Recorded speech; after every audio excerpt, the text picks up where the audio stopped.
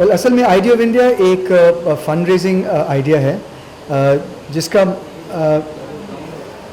The main creative idea जो है वो ये है कि हमारे देश में इतने महान शख्स हैं बहुत से फील्ड्स में, चाहे साइंस में हो, चाहे टेक्नोलॉजी में हो, चाहे आर्ट्स में हो, चाहे मूवीज़ में हो, चाहे म्यूज़िक में हो, राइटर्स हों, म्यूजिशियंस हो। तो हमने सोचा कि इनमें क्या एक कॉमन चीज़ है जिससे हम कह सकते हैं कि इनके माध्यम से, इनके कॉमन चीज़ से you get a sense of what India is about. They are all geniuses, they are all non discriminatory. ये नहीं देखते हैं कि तुम्हारा मज़हब क्या है, सिर्फ ये देखते हैं कि तुम्हारी काबिलियत क्या है टू वर्क विद यू।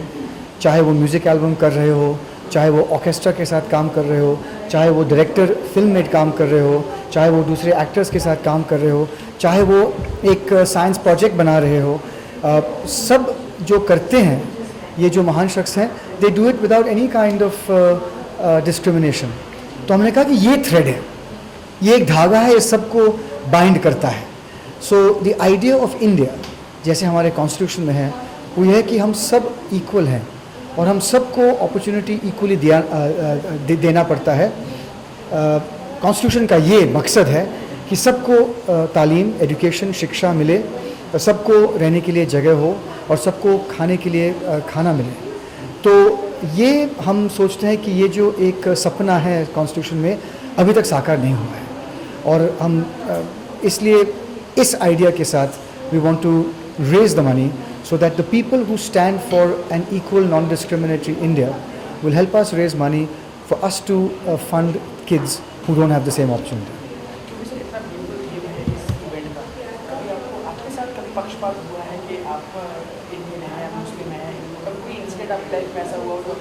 देखिए, हम सब माइनॉरिटी में हैं या मेजॉरिटी में हैं, सिर्फ ये उस पर यही डिपेंड करता है कि हम कहाँ पे हो। अगर मैं मिडिल ईस्ट में हूँ तो मैं माइनॉरिटी में हूँ एज ए हिंदू। अगर मैं क्लास में हूँ तो मैं लेफ्ट हैंडेड हूँ तो मैं माइनॉरिटी में हूँ। अगर मैं बास्केटबॉल प्लेयर्स के साथ हूँ तो मैं शॉर्ट हूँ तो मैं माइनॉरिटी में हूँ, या फिर मैं मेजॉरिटी में बन सकता हूँ। मतलब ये है कि किसी भी समय एक चीज़ बदलने से आप मेजॉरिटी से माइनॉरिटी बन सकते हो। आप चारों ओर वेजिटेरियंस लगा दो मेरे चारों ओर तो मैं माइनॉरिटी में हूँ एज ए नॉन वेजिटेरियन। आप मेरी बात समझ रहे हैं? तो ये देखना कि तुम मेजॉरिटी में हो या माइनॉरिटी में हो, एक दिन तुम जंग जीत सकते हो, दूसरा दिन जंग जीत सकते हो, लेकिन तीसरा चौथा दिन आप जंग ज़रूर हारोगे। तो ये जंग लड़ने लायक जंग नहीं है। It's not important whether you're minority or majority, it's important that you are together. क्योंकि सर जो बॉलीवुड स्टार्स हैं प्रयत्न करते हैं इस भाव को आगे अग्रसर करने के लिए, अग्रणी करने के लिए, जनता इसे सही से स्वीकार ही नहीं है। वो कहीं ना कहीं अपने लॉजिक्स, अपने आइडियाज़ छोड़ देंगे। देखिए, ये हमारे भारत की जनता के बारे में ही नहीं, पूरी दुनिया की जनता के बारे में है कि हम इंसान होते हुए हमें अच्छा नहीं लगता है कि जो हमसे अलग दिखे, जो हम हमसे अलग रहन सहन करे, इनके साथ हम जुड़ना नहीं चाहते हैं। ये बहुत स्वाभाविक है। ये नहीं कि हम नफ़रत करते हैं, ये फर्स्ट है कि यार ये मुझसे अलग है, मैं किसी और जगह जाता हूँ जहाँ पे मेरे जैसे लोग हैं। आप पार्टी में जाइए, आप पहले वहाँ पे जाएंगे जब आपको लगता है कि ये मेरे जैसे लोग हैं। आप रेलवे स्टेशन वेटिंग रूम में जाइए, आप देखोगे कि कहाँ पे मेरे जैसे लोग हैं जहाँ पे मैं बैठ सकता हूँ। ये स्वाभाविक है। इसको जब नफ़रत पैदा होता है, इसको मिटाना है कि don't be scared of difference, it's okay. What is the same, what should be the same is the quality of your mind, your thinking, your intellect and your heart. That's the only two things.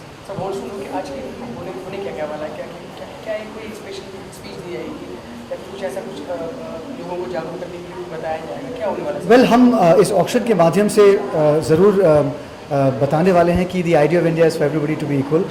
Foundation, मतलब foundation का logo जो है it's an equal to sign. तो ये सबको पता है कि ये शाम किसके बारे में है और ज़रूर हम बात करेंगे। हम बहुत हरिप्रसाद चौरसिया जी, शिव कुमार शर्मा जी, रस्किन बॉन्ड, सभी ने साउंड बाइट्स दिए हैं इसके बारे में। So the whole evening is going to be dedicated and celebrating a world without discrimination. अब सर एक बात और, आप जैसे कि आपको देख पा रहे हैं बहुत ही प्यारे और बड़े अच्छे लग रहे हैं, कमाल के लग रहे हैं सर। आप अपने इस कॉस्ट्यूम के बारे में बताएं। किसने डिज़ाइन किया या आपको पसंद है या फिर सब बड़ी gifted? This sherwani has been designed by one of my favourite designers Rajesh Pratap Singh. उन्होंने डिज़ाइन किया था 1.5 साल पहले जब मैंने पूछा कि मेरे पास शेरवानी नहीं है, तो मुझे लगता है कि ये शायद 100 साल, अगर मैं मोटा ना हो जाऊँ तो 100 साल लास्ट हो जाएगा. It's such a beautiful piece. Rajesh के बहुत से कपड़े हैं मेरे पास.